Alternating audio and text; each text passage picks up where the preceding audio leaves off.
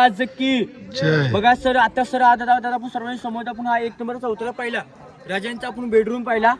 समोर जो हा 2 नंबर चौथरा आहे, हे आपल्या राजांचं पूर्वीचं किचन घर, राजांचं स्वयंपाकघर, राजांचं मुतपातखाना, हा समोरचा पुढचा 2 नंबर चौथरा असायचं. बघा समोरचा जो हा 3 नंबर चौथरा आहे, हा 250 फुटाचा चौथरा सचिवालय, राजांचा आपल्या कागदीपत्र व्यवहार, जेवढे आपल्या राजांनी 365 गडकिल्ल्यातले गावं जिंकलीत, गड किल्ल्यांचा व गावांचा जो कागदीपत्र व्यवहार चालला जायचा, या समोरच्या 3 नंबर चौथरा पूर्वी चालला जायचं. बघा समोर छोटा 4 नंबर चौथरा आहे, दिवाणे खास, आणि पुढे भिंतीच्या आतमध्ये दिवाणे आम.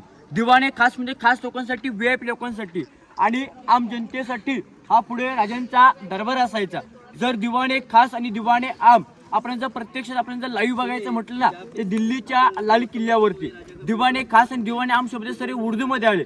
मराठीत त्याला बोलतात सदर. राजांनी सदरवरती बोलवलाय, तशी आपल्या राजांची पूर्वीची सदर. आज समोर पूर्वी 4 नंबर चौथरा असायचं. बघा आता या साईडला राजांचा गुप्त खलबतखाना, विजय स्तंभ आणि किल्ल्याची फ्रंट साईड पाहिला आपण सर्वजण पुढे जाऊया. द्या बघा दादा, त्या समोर कोपऱ्यामध्ये सर समोरचं दादा दिसलं समोर विटांची रूम दिसते बघा सर. त्या समोरच्या रूमला इतिहासमध्ये बोलतात टाकसाल. टाकसाल म्हणजे सर आता बोलतो रिझर्व्ह छापखाना, शिवराय, राजमुद्रा, कॉइन्स घोळून बनवायचे ना, त्या समोरच्या विटांच्या रूममध्ये पूर्वी बनवलं जायचं. थोडक्यात आपल्या राजांची पूर्वीची रिझर्व्ह बँक पूर्वीची ती त्या ठिकाणी असायची. ते बघा सर समोर कोपऱ्यामध्ये आपल्या दगडामध्ये बंद केलेली पाहायला भेटते. समोरची सर ही राजांची पूर्वी बाल्कनी, सज्जा आपण बोलतो आपल्या घराची गॅलरी बोलतो, तशी समोरच्या आपल्या राजांची पूर्वीची बाल्कनी असायची.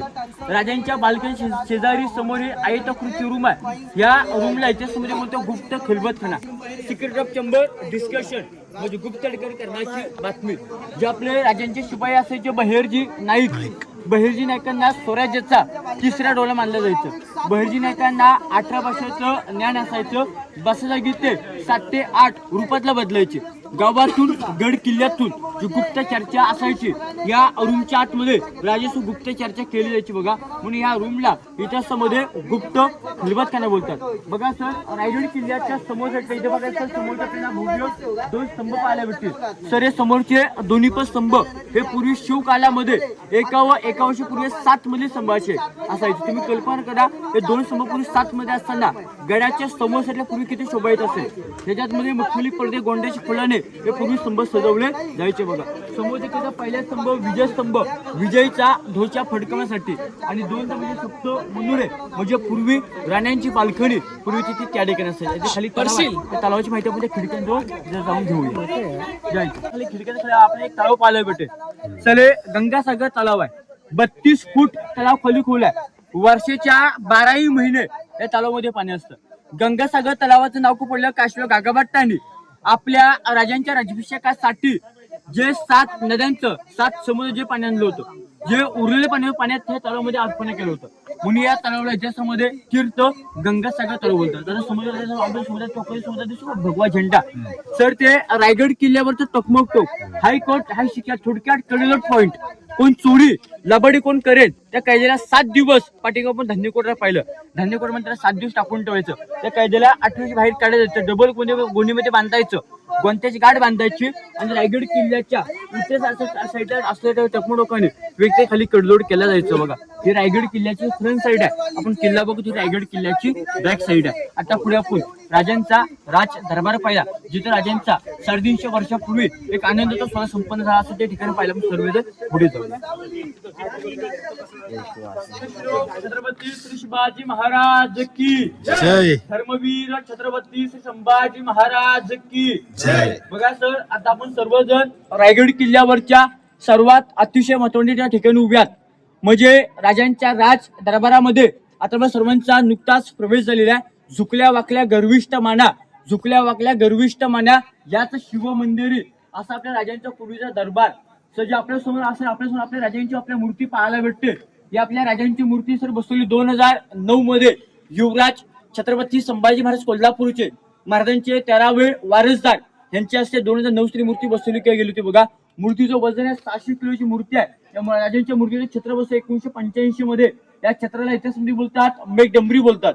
समोरच्या आपल्या राजांच्या मूर्तीपासून या भिंतीपर्यंत हे मधलं अंतर 200 ते 250 फुटापेक्षा जास्त अंतर आहे. पूर्वी काय गडावरती लाईट, माईक, स्पीकर वगैरे काहीच नव्हतं. मग भरलेल्या ह्या 6,000 या जनतेसमोर कसं बोलायचं? कारण की आपल्या गादीवरून एकदम तरी सहज आवाजात बोलले तरी आपल्या राजांच्या गादी बसला आवाज या शेवटच्या व्यक्तिमत्व आवाज ऐका येतो.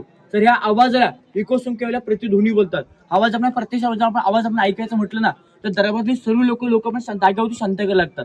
एकदम सायलेंट आवाज असला दरबाराच्या कुठल्या कोपऱ्यातून कागद फाडा, माचीची काडी पेटवा किंवा टिचकी वाजवा किंवा कोपऱ्यात तुम्ही ह्या आवाजात बोला, पुण्यश्लोक छत्रपती श्री शिवाजी महाराज. इथला आवाज एकदम क्लिअर आवाज आपण राजांच्या मूर्तीमध्ये आवाज ऐकायला जातो बघा. तरी पण एकदा पण प्रयत्न करूया बघा. मी टाळ्या होतो, टाळ्याचा आवाज बघा, आवाज आपल्या रिप्लेस आवाज आपण ऐकायला येतो बघा.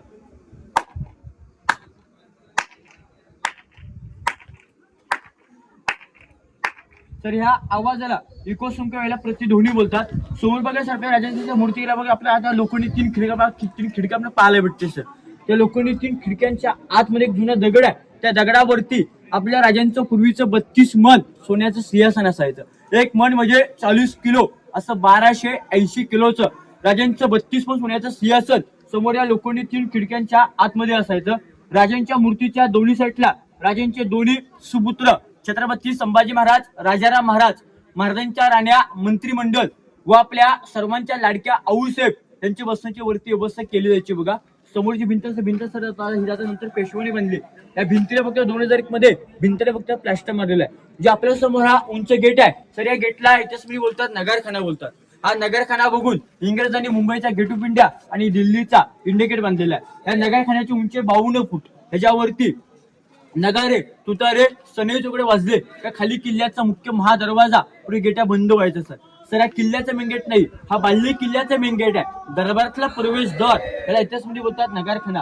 तर ह्याच दरबारामध्ये आपल्या राजांचा 350 वर्षापूर्वी एक आनंदाचा सोहळा, तो सोहळा म्हणजे सर आपल्या राजांच्या राज्याभिषेकाचा सोहळा. राजांच्या राज्याभिषेकाची तारीख आहे 6 जून 1674. वार होता शनिवार. राजे सकाळी पहाटे 5 वाजता उठून सरांगरामध्ये सरंग करून कपाली चंद्रकोण लावून गळ्यामध्ये कपड्याचे माल घालून राजा आपले जगदीश्वराचे दर्शन घेतात. आई भवानी मातेचं दर्शन घेतात. आई शिरकेदेवला साखरला घालून राजा आपले हत्तीच्या अंबावरून राजा आपले नगरखान्यातून राजा आपले आतमध्ये येणार. तर राजांचं अंतकरण भरोचं कारण होतं कारण की ज्या वीरांवरती, ज्या मौल्यांवरती हिंदवी स्वराज्य स्थापन केलं होतं तो एकी मौला, तो एकी सरदार, तो एकी सवणगडी राजांच्या सोल्यामध्ये, राजाच्या दरबारामध्ये एक कुठल्या कोपऱ्यामध्ये उपस्थित दिसत नव्हते. ते वीर मरण पावले होते. राजांनी त्यांच्या विधा बायका, राजांनी त्यांचे लहान मुलं राजाच्या दरबारामध्ये उपस्थित दिसत होते. राजा आपले आऊसाहेबांना नक्कीच बोलले असतील, आऊसाहेब आम्ही सिंहासनाची पहिल्या पायरी चढतो या आमच्या हिंदवी स्वराज्यासाठी. आऊसाहेब आम्ही सिंहासनाची दुसरी पायरी चढतो आधी लगीन कोंढ्याण्याचं आणि मग माझ्या रायबाचा असा म्हणत होता तानाजी मालुसरे.